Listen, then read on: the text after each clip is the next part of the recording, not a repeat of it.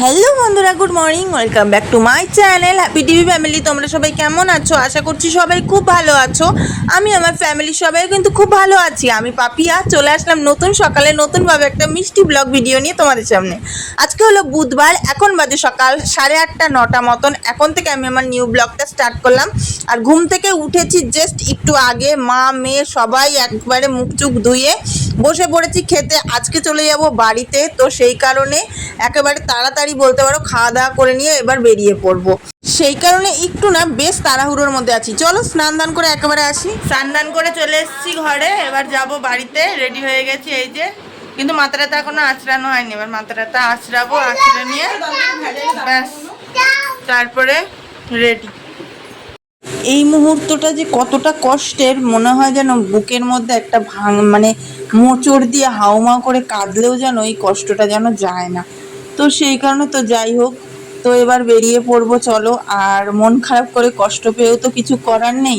তো বিশেষ করে কষ্ট হয় বাবার জন্য, যে আবার কবে বাবার সাথে দেখা হবে। আগে তো বাবা যখন খুশি তখন যেতে পারতো, আর এখন তো সেটা পারে না।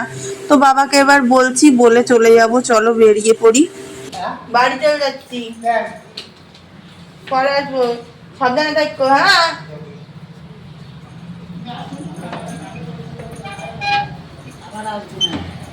তুমি সাবধানে থাকো, তাই করলাম।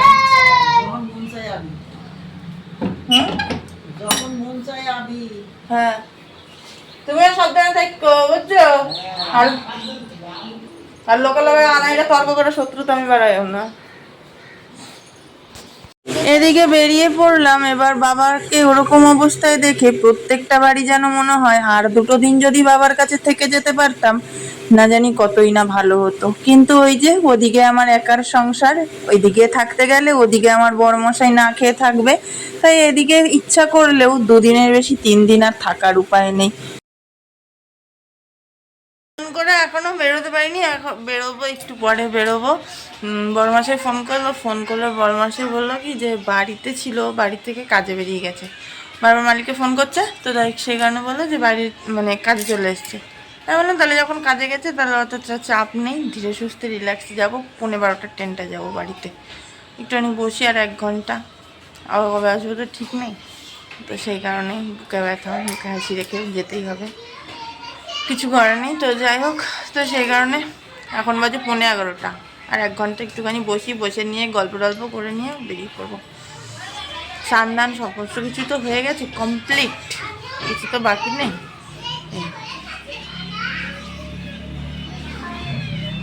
এমনি সময় যেন 1 ঘন্টা কাটতেই চায় না, আর এখন যেন মনে হলো 1 ঘন্টা যেন 1 সেকেন্ডের মধ্যে কেটে গেল। তো এদিকে এবার বেরিয়ে পড়লাম, আর এদিকে দিদিও যাবে আমার সাথে আমাকে দিয়ে আসতে।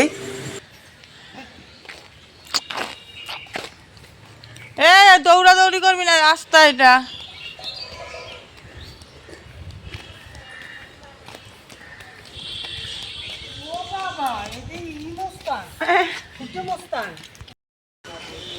পূজার সময় দিদি, পূজার সময়ের কথা পূজার সময়।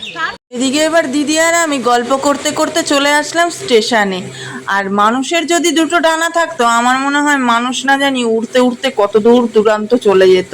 একটু আগেও বাড়ি ছিলাম, এর মধ্যে স্টেশনে, আর একটু পরে চলে যাব আবার নিজের বাড়িতে। তো যাই হোক, বিয়ের পরে প্রত্যেকটা মেয়ের শ্বশুর বাড়ি নিজের বাড়ি। তো সেই কারণে তো চলো এবার ট্রেন আসার অপেক্ষায়, দেখা যাক ট্রেন কখন আসে।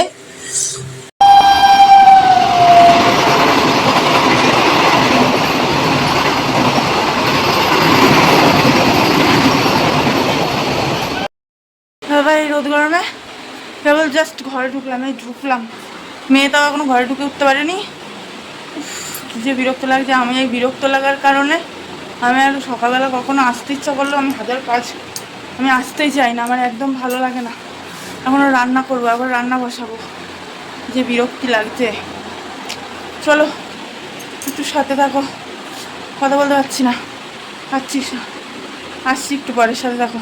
ব্যাস আমিও পড়লাম লেগে একেবারে কোমর বেঁধে। এদিকে গ্যাসে বসিয়ে দিলাম ভাত আর ডাল সেদ্ধ, আর ওদিকে বাড়িঘর দুয়ারের এমন অবস্থা করে রেখেছে বরমশাই, আমার তো ঘরে ঢুকেই একেবারে মাথায় হাত দেওয়ার মতন একটা ব্যাপার স্যাপার। এদিকে বাবার ঘরের বিছনাটারও যা অবস্থা, আর ওদিকে আমার ঘরের বিছনারও সেই অবস্থা। কোন ঘরের বিছনা কোন ঘরটা আগে পরিষ্কার করব সেটাই ভেবে ভেবে আমার যেন মাথায় যেন এক কথায় হ্যাংক হয়ে যাচ্ছিল। তো যাই হোক, ওদিকে বাবার ঘরের বিছনাটা পরিষ্কার করে নিয়ে চলে আসলাম আমার ঘরের বিছনাটা পরিষ্কার করতে। আর আমি তো যেহেতু জানোই যে বাসি বিছনা একদম দেখতে পারি না বা দেখতে ভালোবাসি না, আর সেটাই আমার ফাইনালি রান্নাবান্না সমস্ত কিছু কমপ্লিট। সমস্ত কিছু বলতে কিছুই রান্না করিনি, শুধু ডালটা সিদ্ধ করেছি, মানে ফোড়ন দিয়ে পেঁয়াজ ফোড়ন দিয়ে ডালটা করেছি, আর কিছু করিনি। আর বাড়ি আছে মানে বর্তা, মানে আমার বড় ভাসুর, ডিমের তরকারি, বেগুন ভাজা, ডিমের ঝোল করেছে বর্তা। বদ্দি বাড়ি নেই, বদ্দিও গেছে বেড়াতে বাবার বাড়ি, ওই জন্য বর্তা করেছে ডিমের ঝোল আর বেগুন ভাজা বর্তা দিল। আর আমি শুধু ডালটা পেঁয়াজ দিয়ে করলাম, ব্যাস। আর কিছু করিনি। আবার দুপুরবেলা খাওয়া দাওয়া করবো, চলো খাওয়া দাওয়া করে নিয়ে তারপরে আসছি। আর আমি ক্যামেরা অন করে কোনো কাজ সেরকম কিছু করতে হয়নি, কারণ এমনি দেরি হয়ে গেছে, 4:45 বাজে, এখন 4:45 সময় খেতে বসবো। আর মেয়ের দিদিমণিরও ফোন করে দিলাম যে বাড়ি চলে এসেছি, তারা ছুটি নেওয়ার কোনো কারণই নেই। তো দিদিমণির ফোন করছি, দিদিমণিও আসছে, চলো ততক্ষণ ছটপট করে খেয়ে নিই, খেয়ে নিয়ে তারপরে আসছি। খাওয়া দাওয়া করে একটু না শুয়ে আর পারলাম না, খাওয়া দাওয়া করে একটুখানি শুয়ে পড়েছি। মেয়ে ঘরে শুয়ে টিভি দেখছে, আর আমি এ ঘরে শুয়ে পড়েছি। খাওয়া দাওয়া ধোয়া মাজা সমস্ত কাজ বাজ কমপ্লিট। আজকের মতো বাবা বাড়ি এসে যেন একটা বিশ্বযুদ্ধ হয়ে গেল। ছোটোখাটো বলে ভুল হবে, মাঝারি সাইজে, ছোটও না বড়ো না, মাঝখানে সেই। আমার ছোটোখাটো ঘুম দিতে পারলে বেশ ভালো হতো, কিন্তু এখন 4:30-5:45 বাজে। এক্ষুনি মেয়েকে পড়াতে ঢুকে যাবে, ঘুমটা আর দেওয়া হবে না। ঘুমটা দেওয়া হবে না বলে ভুল, ঘুমালেই ঘুমানো যায়, দেখা যাক কী করি। আর মেয়ে ঘরে শুয়ে টিভি দেখতে দেখুক। আর বরমাসের বাড়ি এসে আমি আসার বেশ খানিকটা পরেই দেখি বরমাসের বাড়ি চলে এসেছে। বাড়ি এসে স্নান ধান খাওয়া দাওয়া করলাম একসাথে, খেয়ে দিয়ে নিয়ে ও গেছে এখন ছাগল নিয়ে মাঠের থেকে বাড়ি এসে তারপরে ও চলে যাবে কাজে। এই আমি আমার কাজে 3টে দিন ছুটি কাটিয়েছি, ব্যাস আবার কত ছুটি, এবার ডিউটি শুরু। বাবার বাড়িতে গিয়েছিলাম ঠিকই, কিন্তু জানো এই মানুষটার জন্য না ভীষণ মন খারাপ করছিল, ভীষণ এই মানুষটাকেও দেখতে ইচ্ছা করছিল। কিন্তু ওই যে ওইখানে গিয়ে বাবাকে পেয়ে আমি যেন সমস্ত কিছুটাই প্রায় ভুলে গেছিলাম। তো যাই হোক, এইদিকে এই মানুষটাকে দেখেও একটা মনে আলাদা করে শান্তি পাই। আর এইদিকে এবার মেয়েকে পড়াতে চলে আসবে দিদিমণি, চলে আসার প্রায় কি পুরোপুরি টাইম হয়ে গেছে।